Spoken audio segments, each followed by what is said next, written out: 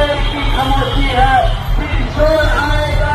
आज कुत्तों का वक्त है, पर हमारा कौन आएगा। रात को पूरा सोए नहीं हम लोग, रात को पूरा बैठा था ऐसे डर के। हमारा तो पूरा एकदम डैमेज कर दिया है। ये बाहर का आदमी का काम है। हम लोन लेके पूरा ये दुकान किया था। हमारा जो बाल बच्चा है भूखा मर जाएगा sir. Hello and welcome. My name is Divya Sharma. Today we ask some uncomfortable, unavoidable and urgent questions, not just about legislation, but about the very soul of this republic. Now, what began as a reform to cleanse religious corruption in the name of Waqf has now exposed a disturbing radical undercurrent festering in parts of our country. And nowhere is this more visible than in Murshidabad, West Bengal. Last week, following the Friday prayers, violence broke out, shops looted, homes burned, and over 400 Hindu families reportedly forced to flee. Internet has been suspended, 150 people arrested, but the damage, dear viewers, is far deeper than what the numbers can show. Which brings us to the very first question we must all ask. How do you see what is happening in Bengal over Waqf? This was not a spontaneous outburst. It was coordinated, calculated, and perhaps even politically sanctioned.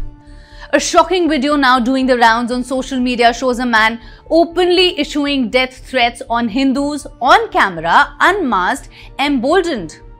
Hindus are dogs, we'll see them when we come to power. कुछ देर की खामोशी है, फिर शोर आएगा।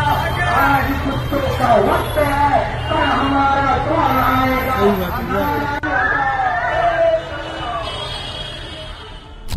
Is this acceptable? Is this the new face of protest? So let me ask you again, is it okay for one particular religion to issue death threats to Hindus when they come to power? And if not, then where is the outrage? Where is Mamata Banerjee's condemnation? Where is the state machinery? Because while Mamata Banerjee calls emergency meetings in Kolkata, her silence on this hate speech is deafening. BJP leaders have sounded the alarm, alleging that state complicity is encouraging these extremist elements. They claim Hindus are being driven out of their villages, and the numbers coming from Murshidabad do point towards a targeted exodus. And if not, why are we tolerating it? बहनों और भाइयों, इन दंगाइयों का उपचार ही डंडा है।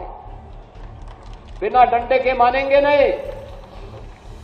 आप देख रहे होंगे बंगाल जल रहा है, वहां की मुख्यमंत्री चुप है, दंगाइयों को शांति दूत कहती है।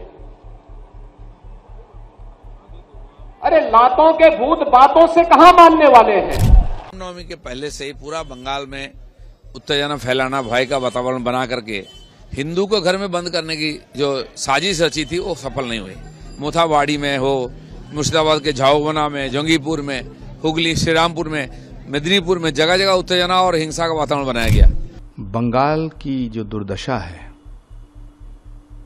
वहां हिंदू पलायन कर रहा है। बंगाल में ममता दीदी के नेतृत्व में देश की आजादी के बाद हिंदुओं पे सबसे बड़ा खतरा मंडरा रहा है। It raises so many questions and the TMC must be uncomfortable with all of them. Is this the democracy we fought for? Or has appeasement politics become so blinding that law and order no longer matter? Is this about the Waqf bill at all, or is it a convenient excuse for political fire starters to burn the house down just to blame the centre? Because let us not forget, the Waqf Amendment Bill 2025 is not anti-Muslim, it's pro-accountability.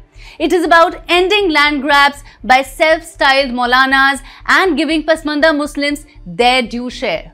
And yet, protests have erupted in Hyderabad, Patna, Silchar, Mumbai with similar slogans, similar threats, similar anger.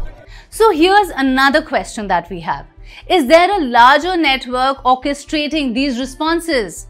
Are regional leaders weaponizing religion to score political points? More importantly, sample the way the police has responded in West Bengal.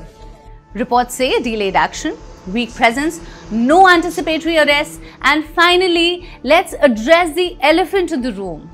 Are Hindus being deliberately targeted in West Bengal? Yes, it's a strong question, but one we must ask because today it's Murshidabad, tomorrow it could be Malda, then Birbhum, and maybe the rest of India. The centre, meanwhile, is not backing down. The Modi government is launching a nationwide awareness campaign explaining how the Waqf reform will benefit ordinary Muslims, curb corruption, and protect land rights of tribals and Hindus.